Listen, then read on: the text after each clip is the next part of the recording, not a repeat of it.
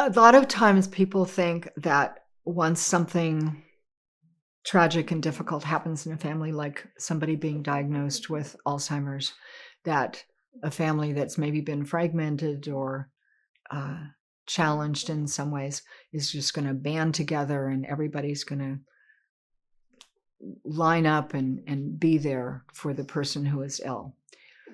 That works in Lifetime movies. It doesn't really work in real life. The fact of the matter is, whatever your family dynamic is not only going to continue, it will probably get more entrenched. Every family has its particular homeostasis, and people cling to what's familiar. So if your brother, for example, was kind of never a participant in the family, he's not going to show up and participate now that your mother has Alzheimer's. I mean, he might come around a little bit more, but he's not really going to be a participant. Usually what happens is there is one person who takes on the burden. In the 6 years that I ran my support group, I can think of 3 families who were really cohesive and who came to the group, all of them together, and participated in the care. But that had always been their relationship. There were many, many other people who said, my sibling, my brother, my sister isn't here and it's all down to me. And I would say, well, how were they in years past? Well, they were never really around. That's how it's going to be.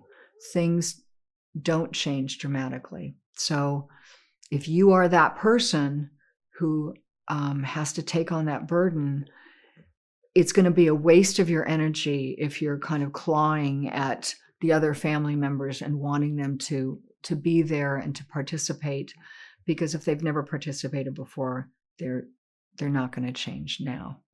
And acceptance is, I think, one of the great lessons of going through losing a loved one to Alzheimer's. I've said to people often that you are not going to be the same person at the end of this experience as you were at the beginning. How you are going to be different is a matter of choice. You're either going to be harder or you're going to be softer. You're either going to be more judgmental or you're going to be more forgiving and more compassionate. And you make that choice every moment and every day. And some of that has to do with your family members. The other family members who are not there and who are not participating, they're actually missing out on something. They're missing out on the lessons that this disease can teach. And those lessons are really profound. You do end up being a different person if you're willing to go on this journey and you're willing to say, what can I learn from this?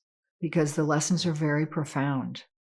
And if you can just feel sorry for the people who don't show up rather than judging them and being angry and wasting your energy like that, it's a lot healthier for you.